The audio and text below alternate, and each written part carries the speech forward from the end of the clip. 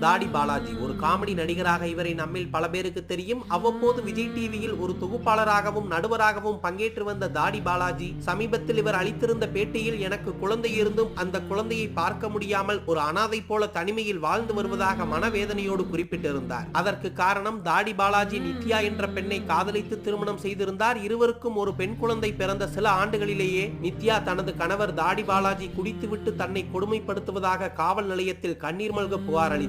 இதற்கிடையில் தாடி பாலாஜியோ, எனது மனைவி சினிமா ஜிம் மாஸ்டர் மற்றும் போலீஸ் அதிகாரியின் கட்டுப்பாட்டில் இருக்கிறார், அதனாலே தன் மீது அவதூறு புகார் அளித்திருப்பதாகவும், இருந்தாலும் மனைவியுடன் சேர்ந்து வாழ விரும்புகிறேன் எனவும் தாடி பாலாஜி தெரிவித்திருந்தார். கணவன் மனைவி சண்டை பொதுவெளிக்கு வரவே கமலஹாசன் இருவரையும் பிக் பாஸ் நிகழ்ச்சியில் கலந்து கொள்ள வைத்து ஒன்று சேர்த்து வைத்தார். இருப்பினும் மீண்டும் இவர்களுக்குள் சண்டை வர ஒரு கட்டத்தில் இவர்களது சண்டை விவாகரத்து வரை சென்றுவிட்டது. இதன் காரணமாகவே தாடி பாலாஜி தனது குழந்தையை பார்க்க முடியாமல் தவித்து வருவதாக தெரிவித்திருந்தார்.